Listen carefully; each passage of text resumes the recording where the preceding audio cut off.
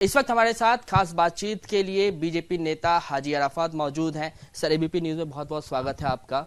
लोकसभा चुनाव को सर अब महज कुछ ही महीनों का समय जो है उसमें बचा हुआ है। इसको लेकर तमाम जो पार्टियां हैं वो तैयारियों में जुटी हुई हैं और इसी कड़ी में यूपी बीजेपी के द्वारा एक प्रोग्राम शुरू किया गया है जिसका नाम दिया गया है कि शुक्रिया मोदी भाईजान, और टैगलाइन ये दिया गया है कि ना दूरी है ना खाई है, मोदी हमारा भाई है।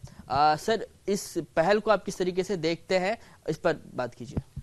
बिल्कुल, अगर जिस तरीके से यूपी अल्पसंख्यक मोर्चा ने इस तरीके का प्रोग्राम लिया है तो ये अपने आप में बहुत सराहनीय वाली बात है कि हमारे प्राइम मिनिस्टर की जिस तरीके से जो हर अपने अपने अंदाज में लोग तारीफ करते हैं, करना ही चाहिए।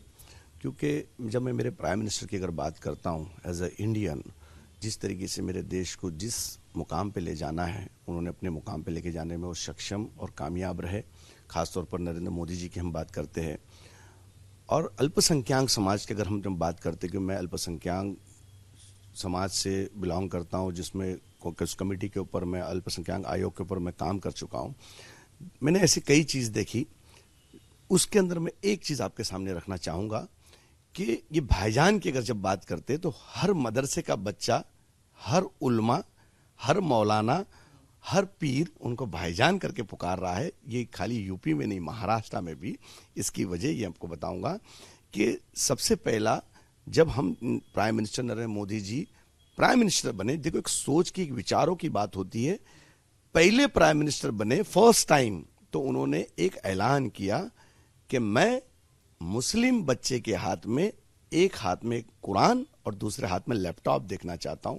ये बात उन्होंने कही। दूसरी बार भी उन्होंने की।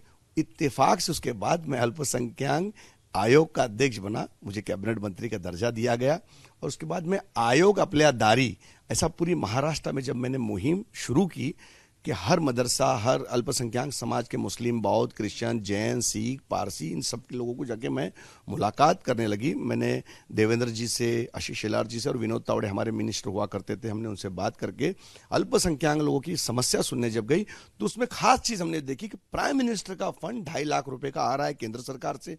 जब हमने उसको पढ़ा, देखा कि प्राइम मिनिस्टर ने जो कहा वो कर दिखाया। वो हमको देखने मिला कि उन्होंने मदरसा फंड 2.5 लाख का शुरू किया कि हर एक मदरसे के अंदर, महाराष्ट्र के अंदर कई, आप पुणे जाओ, सांगली जाओ, सातारा जाओ, कोल्हापुर जाओ, औरंगाबाद जाओ, हर जगह आप देखो, नांदेड़ जाओ, वहां पे मदरसा फंड प्राइम मिनिस्टर का आया हुआ है और लोगों ने उसका लाभ लिया है। यह अपने आप में एक बहुत बड़ी बात रही। जो उन्होंने बोला वो कर दिखाया। बहुत सारे ऐसे लोग हैं जिनको उतना डीप जानते नहीं, उनको पता नहीं होता सरकार में क्या चल रहा है, सरकारी काम क्या क्या चल रहा है।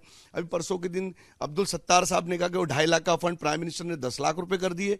ये भी अपने आप में एक बड़ी बात रही। कुछ दिनों पहले मैं उस प्रोग्राम में भी मैं शामिल था, मैं सुन रहा था उनकी बातें।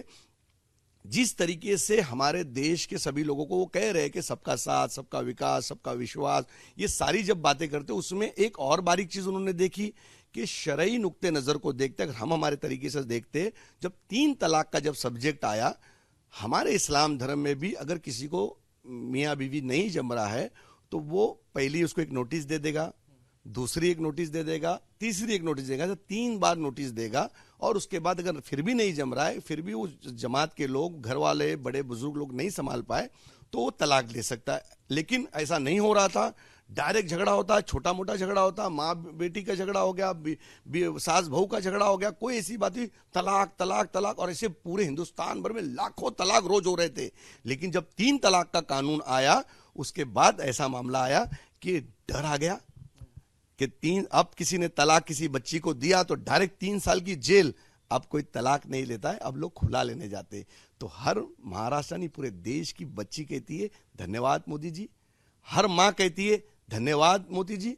हर पिताजी कहता है धन्यवाद मोदी जी। मैं नहीं कह रहा हूं, पूरा हिंदुस्तान कह रहा है। इसको देखना पड़ेगा, समझना पड़ेगा। क्योंकि उस माँ से पूछो जिसकी बेटी घर में बैठी हुई है। वो माँ, कभी आदमी हाथी पाल सकता पर बेटी पाल नहीं सकता।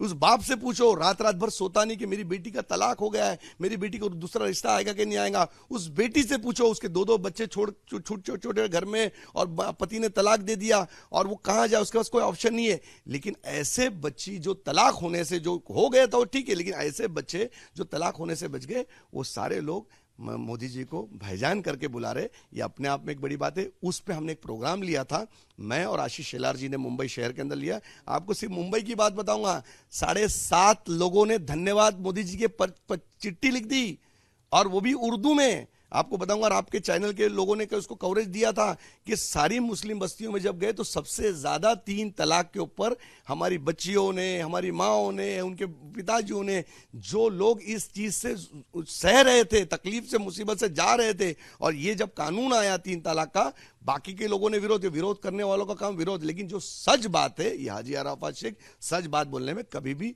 हटेगा नहीं। और इसका नतीजा ऐसा आया कि मुस्लिम समाज की बच्चियों को बहुत बड़ा फायदा हुआ। इसीलिए हर बच्ची कहती है हमारे भाईजान है और इस देश की वो शान है। आप विरोधियों की बात कर रहे थे, मैं विरोधियों पर आऊंगा।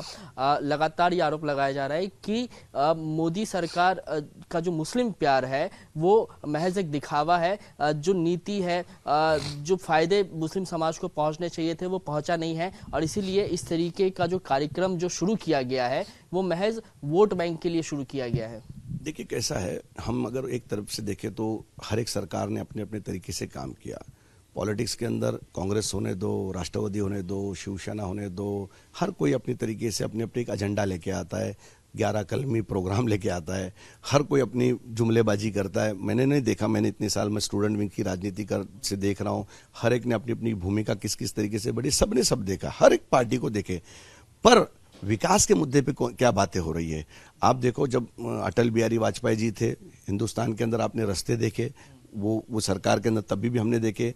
शिवसेना भाजपा की जब सरकार आई थी, जब मनोहर जोशी जी मुख्यमंत्री थे और गडकरी साहब यहाँ पे ट्रांसपोर्ट के और ये सब रोड मंत्री जब थे, तो मुंबई शहर के अंदर लोगों ने ब्रिज नहीं देखा था, 55-56 ब्रिज बन गए। एक्सप्रेस हाईवे हमने कभी मुंबई पुणे जाते थे 12-12, 14-14 घंटे लग जाते थे, अब 2 घंटे में मुंबई पुणे चले जाते।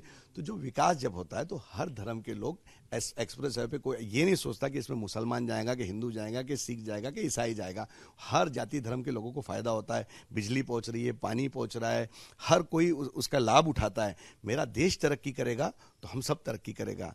हम प्राउड से जब जाते देश में, जब हम जाते विदेशों में जब जाते, तो हमारा जो रिस्पेक्ट जो बढ़ गया है इस देश का, इस कंट्री का, यही प्राइम मिनिस्टर की बदौलत। अगर हम उस तरीके से भी देखना चाहिए, जात पात के एंगल से तो हम कब तक देखेंगे, वो तो एक अलग राजनीति, वो तो चलती रहेगी, वो तो नेवर एंडिंग स्टोरी है। मैं तो जितना मैं समझता हूं, कोई अपने तरीके से बात करेगा, कोई अपने तरीके से किस किस की जबान को रोकेंगे। लेकिन मैं उन विरोधकों से भी कहूंगा, जहां डेवलपमेंट हो रहा है, तो ऐसा आपको लगता नहीं कि हमारे प्राइम मिनिस्टर ने 10 साल में कोई भी अच्छा काम नहीं किया, एक भी काम ऐसा अच्छा नहीं किया।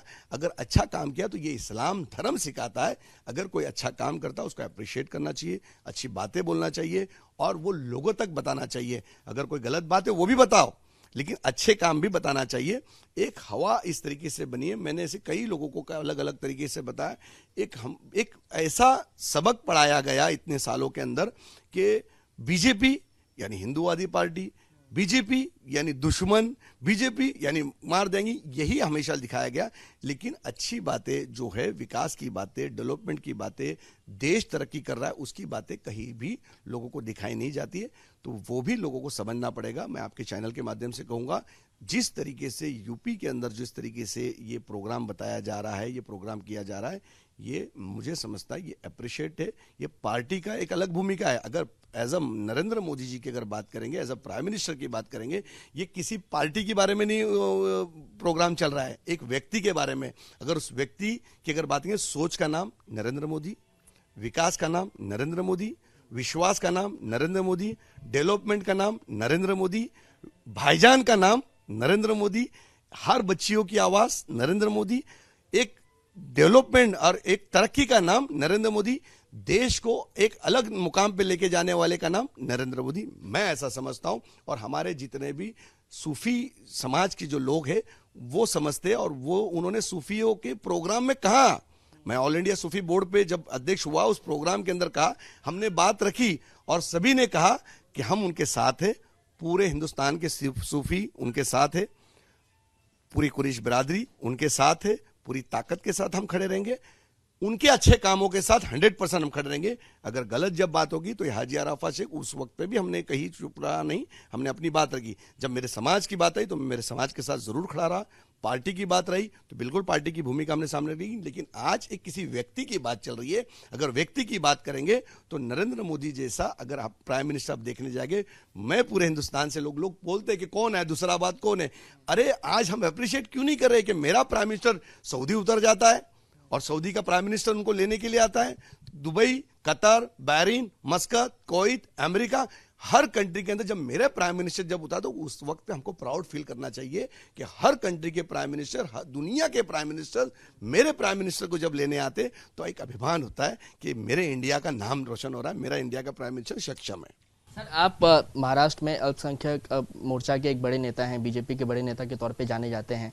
हाल ही में हमने एक सर्वे किया था जिसमें महाविकास आघाड़ी जो है, लोकसभा सीटों को लेकर वो सर्वे था, उसमें महाविकास आघाड़ी बीजेपी और उसके जो सहयोगी पार्टी हैं उनसे आगे दिखाई दे रही है। तो क्या मुस्लिम समाज के लोगों तक पहुँचने के लिए महाराष्ट्र बीजेपी को भी इस तरीके की कार्यक्रम की पहल करनी चाहिए ताकि लोगों तक वो पहुँच सके? ये देखो कैसा है, खाली कार्यक्रम करके लोगों को खुश करके ये सारी चीज़ मुझे लगता है भारतीय जनता पार्टी में इस तरीके का कुछ होता नहीं है।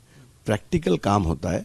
कोई पार्टी अगर दौड़ के कर रही है, अभी इलेक्शन आया तो मुसलमानों को खुश करना है, इलेक्शन चले गया तो उनको वापस कबाड़ में डालना है, ये काम नहीं होना चाहिए। हमेशा ये होना चाहिए कि विकास किस तरीके से होगा, डेवलपमेंट कैसे, एक ही नज़र से देखा जाएगा। मुझे लगता है जब से मैं भारतीय जनता पार्टी में आया हूँ, जब से मैं देखता हूँ इस पार्टी का काम का तरीका, इनका सिर्फ एक ही एजेंडा है पार्टी का कि विकास, डेवलपमेंट, देश कैसे तरक्की करे, देश की भूमिका हमको आगे रखना है, स्टेट की भूमिका हमको आगे रखना है, मुंबई शहर की भूमिका आगे रखना है।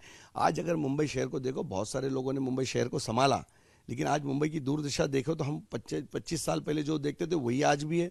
आज वही गार्डन दिखते, आज वही सारी चीज़ें। आज मैं जब मैं छोटा था, मैं रानी बाग में जब गया था, आज भी रानी बाग वैसा ही है, कुछ रानी बाग में कोई बदलाव नहीं आया। आज हमारे पास बताने के लिए कुछ नहीं है। और कोई मेहमान आता तो हाजी अली चले जाता है, और अगर कोई हिंदू व्यक्ति आया तो महालक्ष्मी चला जाता है, और ज़्यादा हुआ तो सिद्धि विनायक चले जाता है। इसके अलावा हमारे पास घुमाने के लिए क्या जगह है? इतना बड़ा शहर, जागता शहर, पैसे वाला शहर, इस शहर की अलग अपनी शान, अपनी जान, और उसके बाद हमारे पास शहर के अंदर देखने के लिए और दिखाने के लिए कुछ नहीं है। तो ये शहर के अंदर कुछ नई चीज़ें आनी चाहिए। आज हमारे पास छोटा फिश एक्वेरियम नहीं है साहब। सबसे बड़ी बात, बच्चे को हम दिखाने कहाँ जाए?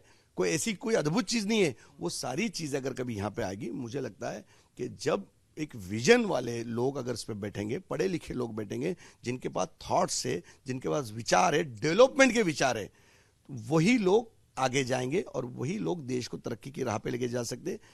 जैसे प्राइम मिनिस्टर ने हमारे देश को एक मुकाम दिया, हर स्टेट के अंदर ऐसे लोग अगर जाके बैठेंगे, मुझे लगता है वो विकास के और बातों के अंदर ही हम आगे जा पाएंगे।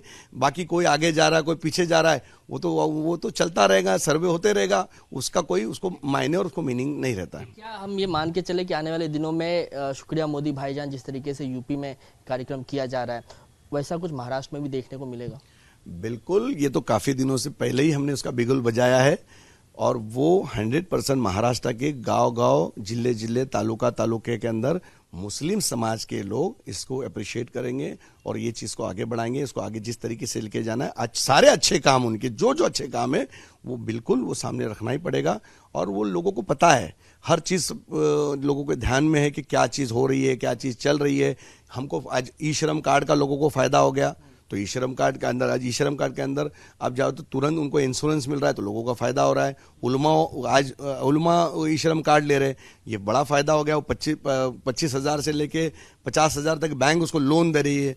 55 साल के बाद उसको 3,000 से 5,000 रुपये पेंशन मिलेगी, तो ये भी अपने आप में एक बड़ी बात है। जो सारी जो चीज़ें अच्छी चीज़ होगी, जिसको लाभ मिलेगा, वो 100% इतना तो विश्वास है वो ज़रूर वोट देने जाएगा। कोई कितना भी भड़काए, कोई कितना भी अपनी अलग राजनीति करे, 10 लोग भी मिलकर लड़े, तो जो जीत होती है, विकास की जीत होती है, डेवलपमेंट की जीत होती है, काम की जीत हो। लोग काम के ऊपर ही उसके ऊपर आधार रखते। किसी भी अभी ये ज़माना, जो पीढ़ी है पहले सोचती थी, अब सोशल मीडिया का ज़माना है, लोगों को सब समझ रहा है झूठ कौन बोल रहा है, सच कौन बोल रहा है। पुरानी वीडियो आगे आ जाती है और आगे वीडियो पुरानी चली जाती है, इसका कोई मीनिंग नहीं है। मुझे ये यकीन है कि डेवलपमेंट जिस तरीके से हो रहा है, जिस काम के विश्वास पे होगा। जो जात पात की, धर्म की जो राजनीति करते हैं उनको करने दो, उससे हमको कोई लेना देना नहीं। मैं आपके चैनल के माध्यम से पूरे समाज को, आज 30 लाख खटीक समाज का अध्यक्ष हूँ, ऑल इंडिया सूफी बोर्ड का प्रेसिडेंट हूँ, मैं इसके चैनल के माध्यम से ट्रांसपोर्ट विंग का प्रेसिडेंट हूँ। 7.5 लाख वाहतूक संगठन, रिक्शा वाला, टैक्सी वाला, टेम्पो वाला, ट्रक वाला, ये सब लोग जुड़े हुए। हम कुछ दिनों के बाद पर्सनालिटी डेवलपमेंट का हर जगह जगह पे एक मुहिम चलाएंगे, स्वच्छ मुंबई, स्वच्छ महाराष्ट्र। और उस मुहिम के साथ साथ क्या हमने किया, हर रिक्शा के पीछे आपको स्लोगन नजर आएगा। और मोदी भाईजान किस तरीके से है, उनकी छवि देश को और दुनिया को पता है, लेकिन घर घर तक के कैसा पहुंचाना है, शुक्रिया अदा। उन्होंने सारे जो अच्छे काम किए, वो सारे धन्यवाद मोदी जी का कार्यक्रम फिर से लगाया जाएगा और मुंबई शहर और महाराष्ट्र के अंदर ये कार्यक्रम होगा। और मैं आपके चैनल के माध्यम से सभी लोगों को कहूंगा, ताकत से जुड़ो, सारे अच्छे कामों के साथ और विकास के साथ में आप जुड़ो। विकास का नाम नरेंद्र मोदी, यही कह के आपके सामने रखूंगा। धन्यवाद हमसे बात करने के लिए। तो ये बीजेपी नेता हाजी अराफत को आप सुन रहे थे। इनका खास तौर पे ये कहना था कि जिस तरीके से यूपी में यूपी बीजेपी अल्पसंख्यक मोर्चा ने शुक्रिया मोदी भाईजान नाम से एक कॉन्सेप्ट शुरू किया है और मुस्लिम समाज के लोगों तक पहुंचने की कोशिश की जा रही है, ठीक उसी तर्ज पर आने वाले दिनों में हाजी अराफत ये कह रहे हैं कि मुंबई में, महाराष्ट्र में भी कुछ इसी तरीके का कार्यक्रम किया जाएगा और ना सिर्फ मुस्लिम समाज के लोगों तक बल्कि समाज के हर तबके के लोगों तक बीजेपी जो है वो पहुंचेगी और अपनी बात उन तक रखेगी। कैमरामैन अनिल संगारे के साथ कृष्णा ठाकुर, एबीपी न्यूज, मुंबई।